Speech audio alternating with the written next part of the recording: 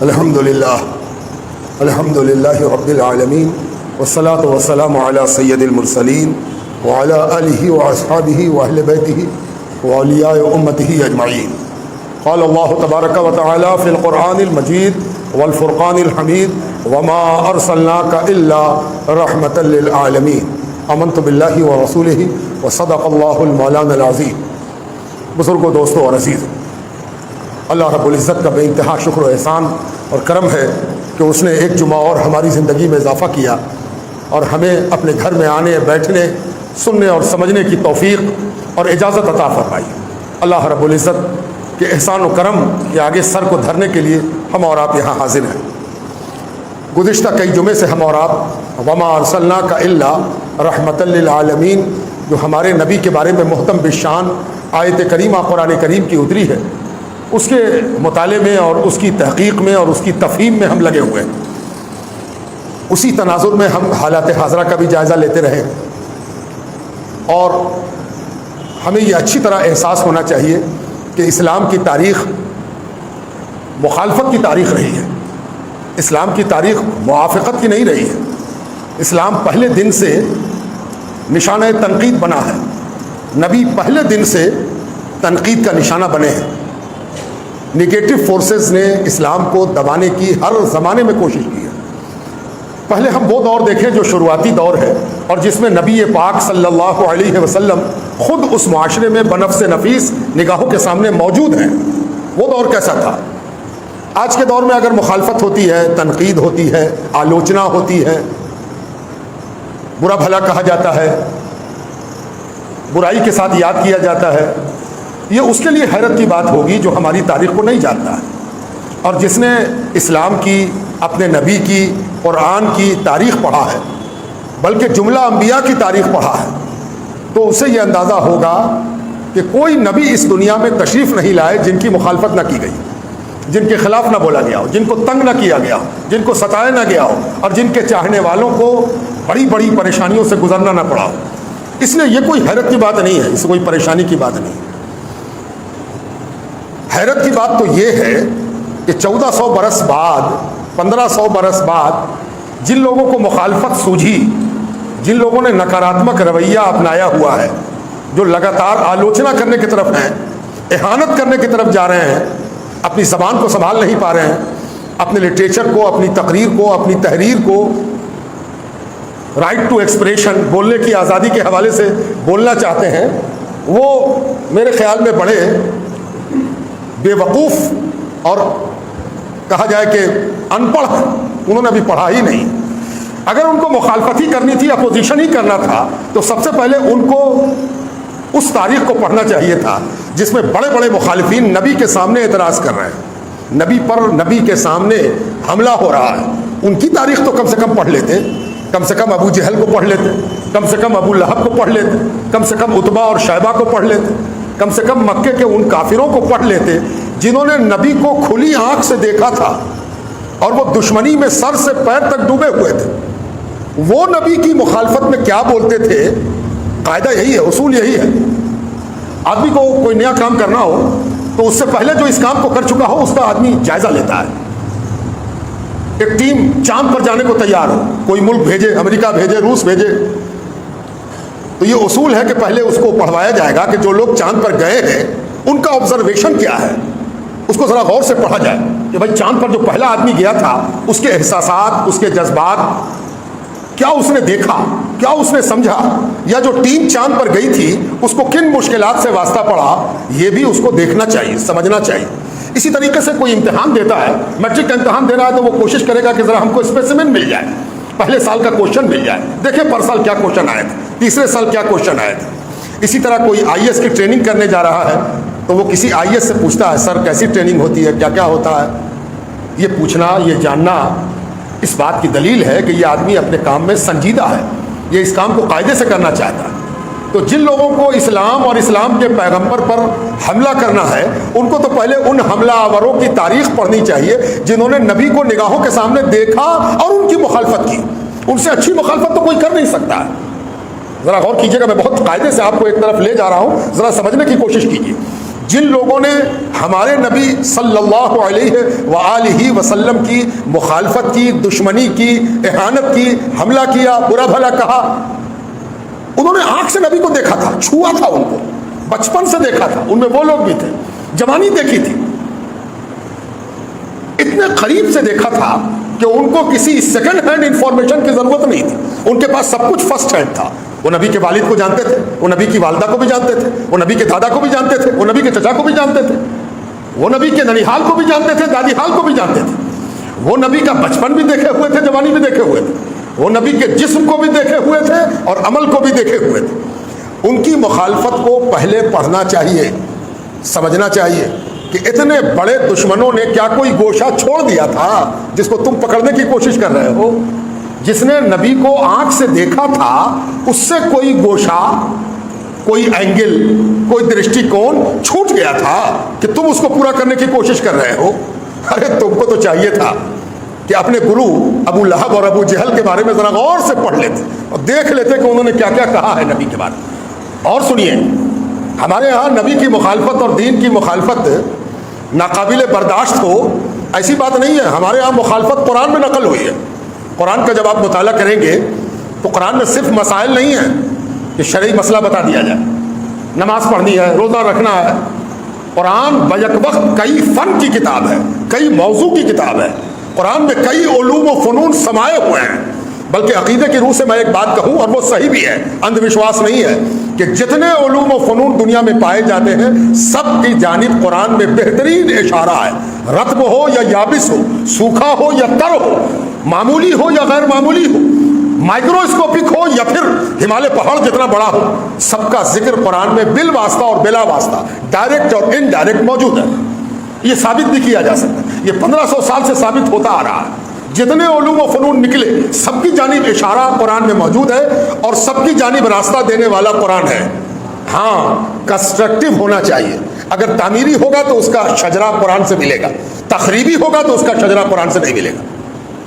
Destructive forces, destructive knowledge یہ قرآن میں نہیں ہے، کنسٹرکٹیو سب ہے۔ قرآن میں ایک اور بڑی خوبی کی بات یہ ہے کہ قرآن تاریخ کو، ہسٹری کو، اتہاس کو بہت قاعدے سے، سوستھ طریقے سے، ہیلدی ریڈنگ دینے کے لیے قرآن بہترین رہنما ہے۔ قرآن تاریخ کے حوالے سے بھی پڑھنے کے لائق کتاب ہے۔ اگر کوئی ہسٹری پڑھنا چاہے تو قرآن پڑھے۔ اور آپ جانتے ہیں کہ ہسٹری قصیدے کا نام نہیں ہے کہ قصیدہ لکھ دیا جائے، اندھ بھکت بنا دیا جائے، نہیں۔ اسی لیے قرآن نے جو تاریخ بیان کی ہے اس تاریخ میں اسلام پر، نبی پر جو حملے ہوئے، جو اہانت کی گئی، جو تنقید کی گئی، جو آلوچنا کی گئی، اس کو بھی قرآن نے نقل کر دیا۔ یہ غضب کی بات ہے۔ یعنی اسلام یہ واحد دین ہے کہ جس نے اپنے نبی اور اپنے اسلام پر ہونے والی تنقید، آلوچنا، بھرسنا، اس کو بھی قرآن نے نقل کر دیا۔ قرآن نے بتایا ہے کہ کافروں نے نبی کو کیا کہا۔ یہ قرآن سے ہم کو معلوم ہوا کہ حضور صلی اللہ علیہ وسلم کو کیا کہا؟ شاعر کہا۔ یہ تو شاعر ہے۔ شاعر کیوں کہا؟ یہ بات تو طے تھی کہ نبی جب گفتگو کرتے تھے، نبی جب قرآن کی آیت سناتے تھے، نبی جب مخاطب کرتے تھے تو اس میں اتنا آکرشن تھا، اتنی کشش تھی، اتنا گرودھواکرشن تھا کہ اگر سن لیتا تھا تو طبیعت مائل ہوتی تھی۔ ایک جملہ سن لے تو دو جملہ سننے کو بیٹھ جائے۔ بات میں اتنی کشش تھی، اور کشش کے جتنے پہلو ہو سکتے ہیں وہ سب اس میں موجود تھے۔ یعنی پہلی بات یہ کہ جو چیز زبان سے نکلتی تھی اس کے الفاظ کا میل، جملے کی ساخت، بلاغت اور اس کے اندر پایا جانے والا معنی کا لطف اتنا اچھا تھا کہ کانوں کو سنائی دے تو سنتا رہ جائے۔ والشمس وضحاها والقمر اذا تلاها والنهار اذا جلاها واللیل اذا یغشاها۔ یہ سننے والا سن رہا ہو، دنگ ہو کے دیکھ رہا ہے، ماننا تو دور کی بات ہے، پہلے وہ سن کے حیرت میں۔ الحمدللہ رب العالمین الرحمن الرحیم مالک یوم الدین ایاک نعبد و ایاک نستعین۔ یہ اوپر ہونا اور نیچے ہونا، یہ نشیب، یہ فراغ، یہ اٹھان، یہ نیچے کی طرف آنا، اس میں عجیب کشش تھی۔ سننے والا سنتا رہ جائے، منتر مگدھ ہو جائے، ہے نا، گوش پر آواز ہو جائے، ہما تن سننے پر مجبور ہو جائے۔ اسی لیے کہا گیا کہ آپ تو شاعر ہیں۔ حالانکہ شاعری کے جو اوزان ہیں، بحور ہیں، شاعری کا جو قاعدہ ہے، عروض کا جو قاعدہ ہے، عربی شاعری کا جو طریقہ ہے، اس پر قرآن پورے طور پر پورا نہیں اترتا کہ اس کو شاعری کہہ دیا جائے. ہاں یہ مثل شاعری ہو سکتا ہے، شاعری کے جیسا ہے، اس لیے کہ اس میں بھی قافیہ ہے، اس میں بھی سجا ہے. خاص کر کے جو صورتیں مکی ہیں، مکیہ صورتوں میں ایک خاص قسم کا ردم ہے، آواز اٹھتی ہے، ایک خاص تان پر ٹوٹتی ہے، ہر لفظ اٹھتا ہے اور جاتا ہے. قل اعوذ برب الناس ملک الناس الہ الناس. دیکھ رہے ہیں آپ، ایک خاص قسم کا ردم ہے. اس ردم کو دیکھ کے کہتے ہیں کہ تو شاعر ہے. ذرا بچ کے رہیو ان کی شاعری سے. یہ ممکن نہیں ہے کہ دل مائل نہ ہو، ہے نا. یہ مذمت ہے، نبی کو شاعر کہہ رہے ہیں، یہ نگیٹو ایٹیچیوڈ ہے. یہ نبی کو شاعر کہہ دینا یعنی پارشیلی مانا. نبی کی بات میں کشش ہوتی ہے، نبی کی بات میٹھی ہوتی ہے، اس لیے کہ نبی کی بات نہیں ہوتی، خدا کی بات ہوتی ہے. اور جب اللہ اپنے بندوں کو مخاطب کرے تو ذریعہ نبی ہوتا ہے، مخاطب تو اللہ ہوتا ہے، اس لیے کشش تو ہوگی. تو تنقید کیا گیا شاعر ہے، قرآن نے اس کو نقل کر دیا. تم کیا نقل کرو گے، تم کیا تنقید کرو گے؟ میرا قرآن خود بتا رہا ہے کہ یہ تنقید ہوئی نبی پر. دوسری تنقید کیا ہوئی؟ یہ کس سے معلوم ہوا؟ یہ قرآن سے معلوم ہوا. میڈیا والوں کو بھی ہوش لینا چاہیے. اللہ تعالیٰ نے میڈیا بھی صحیح بتا دیا ہے. میڈیا وہ نہیں ہے جو جھوٹ بولے، میڈیا وہ ہے جو صحیح بات کو صحیح تناظر میں رکھے. قرآن کہتا ہے کہ نبی کو کیا کہا گیا؟ کاہن. یہ بھی عربی کا لفظ ہے کاہن. یہ کاہن کیا چیز ہوتی ہے؟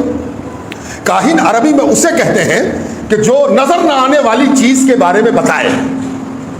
اب 4 بجے شام میں کیا ہوگا یہ کون جانتا ہے؟ کسی کو نہیں معلوم، دیکھ بھی نہیں سکتا، پتہ چلا بھی نہیں سکتا. لیکن اگر کوئی کہے کہ 4:05 پر ایسا ہوگا، ایک جھماکہ ہوگا، ایک دھماکہ ہوگا، تو اس کو عربی میں کہیں گے کہ یہ کہانت کر رہا ہے، یہ کاہن ہے. یعنی یہ پیشن گوئی کر رہا ہے، یہ پروفیسی کر رہا ہے، یہ آنے والی ہونے والی بات کے بارے میں بیان کر رہا ہے. تو چونکہ نبی بیان کرتے تھے کہ گندم از گندم جو سے جو دنیا میں جو دو گے جو پاؤ گے آخرت میں، گندم دو گے گندم پاؤ گے، جیسا کرو گے ویسا بھرو گے. یاد رکھو، نیک کام کرو گے جنت ملے گی، برا کام کرو گے جہنم ملے گی. اب پھر بتاتے تھے کہ جنت میں یہ فیسلٹی ہے، یہ خوبی ہے جنت میں. پھر یہ بتاتے تھے کہ جنت میں کیا ہوگا، پھر یہ بتاتے تھے کہ جہنم میں کیا ہوگا، پھر یہ بتاتے تھے کہ قبر میں کیا ہوگا. فرشتہ آئے گا، سوال پوچھے گا، کھڑکی کھلے گی، دائیں سے کھلے بائیں سے. یہ سب کیا چیزیں تھیں؟ یہ سب ہونے والی چیزیں تھیں. نبی بتاتے تھے کہ قیامت میں کیا ہوگا، قیامت آئے گی تو کیا ہوگا، قیامت کے آنے کی نشانی ہوگی تو کیا ہوگا. تو یہ سب کیسی باتیں تھیں؟ یہ سب پروفیسی تھی، پیشن گوئی تھی، بھوشیوانی تھی. ان بھوشیوانیوں کے کرنے کی وجہ کر نبی کو نبی کہنے کے بجائے کاہن کہا گیا. نبی کا کام ہی ہے کہ غیب پر ایمان دلائے، غیب کی خبر دے، جو ہونے والا اس کے بارے میں بتائے. تو بجائے اس کے کہ ان کو نبی کہا جاتا، اگر آدمی نگیٹو ایٹیچیوڈ رکھے تو کیا کہے گا؟ کاہن ہے نا. اور قرآن نے کیا نقل کیا؟ قرآن کہتا ہے کہ نبی کے بارے میں کہا گیا کہ یہ مجنون ہے، دماغ کچھ پھر گیا ہے. آپ کو یاد ہوگا وہ واقعہ، ایک روز سرکار دو عالم صلی اللہ علیہ وسلم جب اپنے چچا جناب ابو طالب کے پاس آئے، ابو طالب بیمار تھے، بستر پر لیٹے ہوئے تھے. سرکار دو عالم آئے تو ابو طالب نے طلب کی، آئیے ادھر آئیے. کہا کیا ہوا؟ کہا آج مکے والے اپنے سردار کو یہاں بھیجے تھے، سارے سردار جمع ہوئے، بڑے بڑے سردار. اس میں ابو جہل بھی تھا اور ابو لہب بھی تھا اور فلاں بھی تھے اور چلا بھی تھے، سب آئے تھے. تو حضور صلی اللہ علیہ وسلم کے چہرے اقدس پر سوالیہ نشان آئے تھے. کہا کو آئے تھے؟ کیا وجہ تھی؟ ان کے آنے کا کارن کیا تھا؟ کیوں آ گئے تھے؟ تو چچا نے بتایا کہ وہ لوگ آئے تھے یہ کہنے کہ آپ سردار ہیں اور آپ کے بھتیجے ہیں محمد صلی اللہ علیہ وآلہ وسلم. تو آپ کے بھتیجے یہ سب جو کر رہے ہیں، نئے دین کی بات کرتے ہیں، نیا طریقہ بتاتے ہیں، ہمارے سسٹم کو غلط کہتے ہیں، ہمارے طریقوں کے عیب نکالتے ہیں اور ہم کو نئی دعوت دیتے ہیں. اس کو کیسے روکا جائے؟ ہم لوگوں کے پاس کچھ شرط ہے، کچھ آپشن ہے، کچھ ریمیڈی ہے. میری بات سن لیجئے اور اپنے بھتیجے سے آپ بات کیجیے. ان میں سے پہلی ریمیڈی یہ ہے کہ اگر یہ کسی اقتدار کی وجہ سے ایسا کر رہے ہیں کہ ہم حاکم بن جائیں، بادشاہ بن جائیں، سردار بن جائیں، سرداری چاہتے ہیں اور اسی کے لیے پوری سوسائٹی میں خل فشار مچائے ہوئے ہیں، تو یہ ابو طالب ہم لوگ آپ کو آفر دیتے ہیں کہ ہم ان کو اپنا سردار، اپنا حاکم، اپنا بادشاہ مان لیں گے، لیکن ان کو اپنی محنت، اپنی کاوش، اپنی تحریک کو اسٹاپ کرنا ہوگا. دوسرا آپشن یہ ہے کہ اگر یہ سب اس لیے کر رہے ہیں کہ ان کو بہت سی دولت مل جائے، ان کو دولت چاہیے، دھن چاہیے، جائیداد چاہیے، تو ہم وعدہ کرتے ہیں کہ جتنا دھن ہی کہیں گے ہم لوگ جمع کر کے ان کو لا کے دے دیں گے، لیکن بدلے میں ان کو اسلام کی تبلیغ کو روکنا ہوگا، انسان کی برابری کے نسخے کو پھاڑنا ہوگا، ان کو غریبوں کا حق امیروں کے مال میں ہے، یہ بات بولنے سے پرہیز کرنا ہوگا۔ کالے اور گورے ایک ہیں، یہ بات بولنا چھوڑنا ہوگا، ہم دھن دینے کو تیار ہیں۔ اور اگر یہ سب اس لیے کر رہے ہیں کہ کسی عورت سے ان کو عشق ہو گیا ہے، یہ اس عورت سے، اس لڑکی سے شادی کرنا چاہتے ہیں اور اس کے لیے یہ سب کر رہے ہیں، تو نام بتائیں، ہم شادی کرنے کو تیار ہیں۔ شرط اتنی ہے کہ اسلام کی تبلیغ چھوڑنی ہوگی۔ اور ایک چوتھی بات بھی کہی تھی، وہی قرآن نے نقل کیا ہے۔ قرآن کے کہنے کے مطابق مجنون کہا، تو مجنون کس نے کہا؟ اسی سرداروں کے ٹولی نے کہا، اور اس نے کہا چچا سے، اے سردار، اور اگر یہ سب کچھ نہیں ہے، ان کا دماغ پھر گیا ہے، دماغ میں کوئی بیماری پیدا ہو گئی ہے، ایک جنون پیدا ہو گیا ہے۔ بعض دفعہ آدمی کا دماغ گرم ہو جاتا ہے، اور دماغ گرم ہوا تو آدمی کیا کیا کرتا ہے۔ تو ایسا تو نہیں کہ کوئی گرمی ان کے دماغ پر چڑھ گئی ہے، نعوذ باللہ من ذالک، جس کی وجہ سے یہ ایسا کر رہے ہیں۔ تو یہ سردار آپ بتائیے ہم لوگوں کو ذرا سا اندازہ ہو جائے اور آپ کی اجازت ملے تو ہم بڑھیا سے بڑھیا جگہ ان کا علاج کرائیں گے، اور ان کی بیماری، ان کا جنون، پاگل پن، معاذ اللہ، اس کو ہم لوگ ٹھیک کر دیں گے، ہے نا، معاذ اللہ ثم معاذ اللہ۔ آپ کو جان کے حیرت ہوگی کہ مخالفت کرنے والوں کو پتہ نہیں یہ بات معلوم ہے کہ نہیں کہ یہ ساری باتیں حدیث میں، سیر کی کتابوں میں موجود ہیں، یہ ساری باتیں موجود ہیں۔ اس لیے مسلمان مخالفت سے کبھی گھبرایا نہیں ہے، وہ گھبرا رہا ہے مخالفوں کی بربادی سے۔ ہم تمہارے حق میں پریشان ہیں، اس لیے کہ ہم ابو جہل کا بھی حشر دیکھ چکے، ابو لہب کا بھی حشر دیکھ چکے، اور زمانہ دیکھ چکا۔ اب ایک بات اور سنیے، جو لوگ نبی کے مخالف تھے وہ تھوڑے سے تھے کہ زیادہ تھے؟ کبھی آپ کے دل میں ایک دماغ میں بات آ جائے کہ نبی نے جب مکے میں اپنی دعوت کا آغاز کیا، اسلام کی طرف بلانا شروع کیا، تو مخالف زیادہ تھے یا حمایتی زیادہ تھے؟ تو آپ کا جواب آنا چاہیے کہ بھائی مخالف ہی تھے، حمایتی کہاں تھے؟ 100 آدمی ایمان لاتے لاتے برسا برس گزر گئے، برسا برس۔ حبشہ کو ہجرت ہوئی ہے تو مشکل سے 70-80 آدمی حبشہ گئے تھے، یعنی 100 پورتے پورتے 5 سے 7 برس گزر گیا 100 پورا ہونے میں۔ اللہ اکبر، پوری آبادی خلاف تھی، سب خلاف تھے، سب مخالف تھے۔ تو پھر ایک سوال اٹھتا ہے کہ جو مسلمان ہوئے وہ کون تھے؟ بہت قاعدے سے سنیے گا، میں بہت سمیٹ کے، کوٹ کے، چھان کے آپ تک بات لایا ہوں۔ جو لوگ مسلمان ہوئے وہ کون تھے؟ ذرا غور تو کیجیے گا۔ ارے جتنے مخالف تھے اس میں سے 99% ایمان لے آئے۔ سب سے بڑی بات یہ ہے 99% جو مخالف تھے وہ ایمان لے آئے۔ نام سنیے گا، عمر فاروق، سیدنا عمر فاروق، عمر بن الخطاب رضی اللہ تعالی عنہ، یہ کیا پہلے دن سے حمایتی تھے؟ یہ کیا پہلے دن مسلمان ہو گئے تھے؟ سخت اور کٹر مخالف، ایسے مخالف کہ جان کے دشمن، مسلمان کے جان کے دشمن، نبی سے دشمنی۔ ہم لوگ کہے کو گھبرانے کہ کسی کی مخالفت ہے؟ ہم کو تو معلوم ہے کہ مخالفت جہاں سے شروع ہوتی ہے وہیں سے اسلام کا اصلی چہرہ بھی شروع ہو جاتا ہے۔ مخالفت سے کوئی گھبرانے کی ضرورت نہیں، دنیا مخالفت کیا کرے، ہم لوگ بڑی بڑی مخالفت کی تاریخ پڑھے ہوئے ہیں۔ حضرت عمر فاروق پکے اور کٹر مخالف، بعض ایسے مخالف تھے کہ ایمان نہ لائے تو نہ لائے، وہ تو بوڑھے ہو گئے تھے، ان کا جوان بیٹا ایمان لے آیا، ہے نا۔ ابو جہل اتنا بڑا مخالف کہ سرکار دو عالم نے کہا میری امت کا فرعون ہے یہ، ہے نا، ابو جہل، اور ابو جہل کا بیٹا ایمان لے آیا، پکا سچا مسلمان ہوا، پکا اور سچا، رضی اللہ تعالی عنہ۔ اکرما نام ہے ان کا، ابو جہل کے بیٹے کا کیا نام ہے؟ سیدنا اکرما رضی اللہ تعالی عنہ، ایمان لے آیا۔ تو مخالفت کرنے کا جن کو شوق ہے اور جو سمجھ رہے کہ ہم بالکل سچ بولے، ہم صحیح بولتے ہیں، ان کو تو یہ بھی نہیں معلوم ہے کہ اسلام کی مخالفت کی چین کہاں ہے۔ پہلے ذرا یہ بھی تو دیکھ لیں، جو چیز یہ بول رہے ہیں یا بول رہی ہیں، ان کو چاہیے کہ پہلے ان سے تو پوچھ لیں جنہوں نے آنکھ سے نبی کو دیکھا تھا اور سامنے سے مخالفت کی تھی۔ تم کیا نیا درشٹی کون لاتے ہو؟ اور جو آنکھ سے دیکھا تھا اس کو جو چیز نظر نہ آئی وہ تم کو کہاں سے نظر آ گئی؟ اگر نبی کو تم ظالم کہو، نبی کو تم قاتل کہو، تو تم کو معلوم ہے ان لوگوں میں سے کسی نے بھی نبی کو ظالم نہیں کہا ہے، نبی کو قاتل نہیں کہا ہے۔ تمہاری بے چینی بڑھ جائے گی۔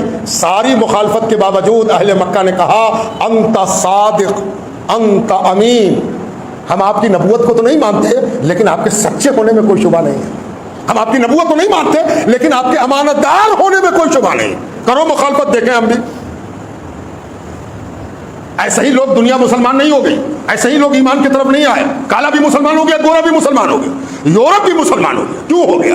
وجہ، اس کی وجہ یہی ہے کہ محمد رسول اللہ صلی اللہ علیہ وسلم روشنی کی سچائی ہے، लाइट में देखी जाने वाली सच्चाई है, अंधेरे की सच्चाई नहीं है कि आंख बंद करके कोई कहे मान लो।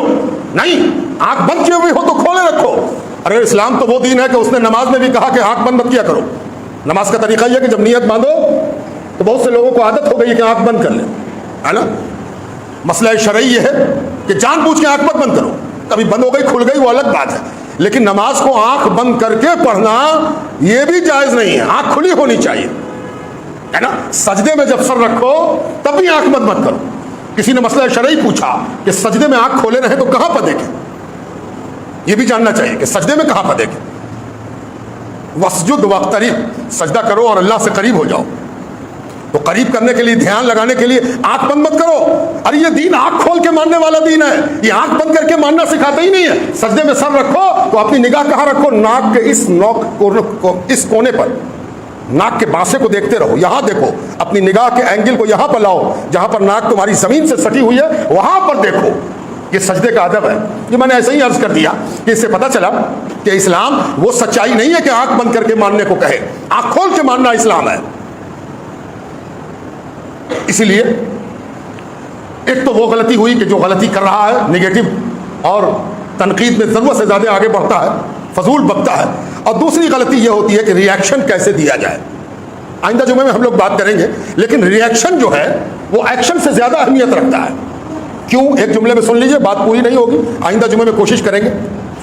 एक्शन उसका है जो दीन मानता नहीं, एक्शन उसका है जो आपका नहीं है, जो सच्चाई मानने को तैयार नहीं है, जो झूठ बकने को तैयार है, जिसके लिए झूठ बकने को कोई उसूल और कायदा नहीं है, वो जो चाहे करे, वो एक्शन में आज़ाद है। लेकिन रिएक्शन तो मोहम्मद रसूलुल्लाह के मानने वाले का है ना। रिएक्शन किसका है, मोमिन का है। रिएक्शन किसका है, मुस्लिम का है।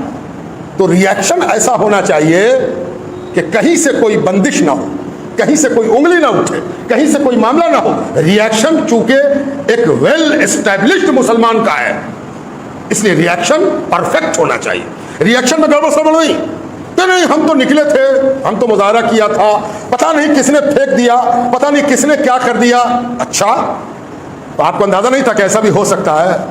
अगर अंदाजा नहीं था तो काहे को निकले थे आप बाहर? आपको मालूम नहीं था कि कोई और फेंक देगा और कुछ हो जाएगा, है ना। इतने मासूम मत बनिए, क़यादत पर भरोसा कीजिए। जो कायद है वो देखता है, वो दूर तक देखता है। क़यादत इसीलिए रखी जाती है कि कायद पर एतमाद किया जाए और कायद दूर तक देखे। जो गलतियां हुई कहीं कहीं, उन गलतियों का फ़ायदा उठाया दूसरों ने, नुकसान अपना हुआ, बहुत बड़ा नुकसान कर लिया हम लोगों ने। ये नुकसान क्यों हुआ? सिर्फ जज्बात, और जज्बात के नतीजे में दुश्मन की स्ट्रैटेजी को समझा नहीं गया। मैंने बार बार कहा, फिर दोहरा देता हूँ और बात आज की ख़त्म करता हूँ। हमेशा इस बात का ख्याल रखिए कि जो कुछ आप करने चाह रहे हैं, कहीं वही तो आपसे नहीं कराना चाहता है। आप जो रिएक्ट करना चाहते हैं, आप जैसे रद्द अमल देना चाहते हैं, आप जो कुछ करना चाहते हैं, कहीं यही तो उसकी प्लानिंग नहीं है कि हम ऐसा करेंगे तो ये ऐसा करेंगे, और जब ये ऐसा करेंगे तो हम ऐसा करेंगे। आप उसका हथकंडा मत बनिए, संजीदगी के साथ गौर कीजिए कि हमको क्या करना चाहिए, कैसे करेंगे, क्या करना है। जब तक इस पर गौर न कर लीजिए, अपना एक्शन मत दिखाइए। और इसमें घबराने की ज़रूरत भी नहीं है। कुरान में अल्लाह तबारक व तआला ने एक बड़ी खूबी की बात कह दी है, जिस पर आइंदा जुमे को हम बात करेंगे कि ये जो मजाक उड़ेगा नबी का, ये जो मजाक उड़ेगा दीन का, ये जो मजाक उड़ेगा कुरान का, मजाक ही तो उड़ा रहे हैं लोग। इस पर क्या किया जाएगा? आपको कुछ करना है कि अल्लाह ताला करेगा? इस पर आइंदा जुमे को हम और आप बात करेंगे। आपकी इतनी ही ड्यूटी है कि आप सच्चे पक्के मुसलमान बनने की कोशिश कीजिए। अपना अखलाक, अपना किरदार, अपना बिहेवियर, अपना एक्शन, अपना रिएक्शन, सबको मुसलमान बनाइए। थोड़ा सा मुसलमान बनने से काम नहीं चलेगा। अपने आप को मुसलमान बनाइए, आदाब, अतवार, खसलत में अपने को मुसलमान बनाइए। अभी तो उधर मुखालफत हो रही है, आपकी मुखालफत भी उसी वजह से हो रही है। जब सच्चे पक्के मुसलमान हो जाइएगा तब देखिएगा मुखालफत किसको कहते हैं। मुखालफत तो अभी हुई ही नहीं है। मुखालफत तो तब होगी जब आप सचमुच सरकार दो आलम की गुलामी का पट्टा अपने गले में डाल लीजिएगा, तब मुखालफत होगी। कोई ऐसा बली नहीं गुजरा जिसको सताया न गया हो, जिसको तंग न किया गया हो। घबराने की क्या बात, ये सब कोई परेशानी की बात नहीं है। 13 साल रसूलुल्लाह का कलमा पढ़ने वाले कफन पहन के जिंदगी गुजारते रहे। आओ ठीक है, आप चाहते कि एक ही दिन में फैसला हो जाए। वो 13 साल तक घाव सह रहे थे, घर तोड़ दिया गया, घर से निकाल दिया गया, कारोबार लूट लिया गया, गोदी का बच्चा हाथ से छीन लिया गया। छीना भी इस जोर से छीना गया कि माँ पकड़ के जबरदस्ती पकड़े हुई थी, बच्चे का हाथ उखड़ गया, बीच में गोश्त हो गया, काफिरों ने बच्चे का हाथ खींच दिया। मुसलमान ने बात नहीं सुनी तो उसके दोनों पैर में 2 ऊंट बांध दिया गया और उसको बांध दिया गया एक खंबे से, और दोनों रुख में 2 ऊंट को दौड़ा दिया गया। अब अंदाजा लगाइए 2 ऊंट को मार के दौड़ाया जाए और उस ऊंट के पैर से आदमी का पैर बंधा हुआ हो, क्या हुआ होगा? आंखों देखा हाल कहता कि बीच से चिरा गया। 2 मुखालिफ, ये हुआ, ये हो चुका है। उसने क्या किया? उसने सिर्फ ये किया कि वो मुहम्मदुर रसूलुल्लाह ला इलाहा इल्लल्लाह कहता गया, फैसला भी होता गया। कितने बदन से बच्चा खींचने वाले और कितने बदन को चीरने वाले रोते हुए मुसलमान हुए। हमारा टारगेट ये नहीं है, ये जो नारा जो लोग लगवा रहे हैं आजकल, सरतन से जुदा फलां और चिलां, ये सब मेरा टारगेट नहीं है। मेरा सबसे बड़ा कमाल ये है कि तुम गाली बको, एक दिन कलमा पढ़वा ले, यही मेरा कमाल है। तुम गाली बके दो, बको गाली, आओ ना हम तुमसे कलमा पढ़वाएंगे एक दिन। हम तुम्हारे साथ ऐसा बिहेव करेंगे, ऐसा सलूक करेंगे, ऐसी तारीख रचेंगे कि एक दिन तुम खुद रोती हुई कहोगी ना कलमा सही है, ला इलाहा इल्लल्लाह मुहम्मदुर रसूलुल्लाह। यह है सबसे बड़ा कमाल इस्लाम का। इस्लाम सबको सजा देने नहीं आया, नरडी पकड़ पकड़ के फेंक दे, नहीं। इस्लाम का उसूल यह है कि तुम कितना जुल्म ढाओगे, दो ढाओ ना, लाओ जुल्म। सच्चाई को जुल्म करके मारा नहीं जा सकता, सच्चाई सच्चाई है। और सच्चाई का कमाल यही है कि एक दिन सच्चाई को झूठ कहने वाला आंख मलमल के कहे कि ना ना सच तो यही है, ना ना सच तो यही है। यही हमारा कमाल है। वमा अलैना इल्लल बलाग। कुछ ऐलान है आपके लिए?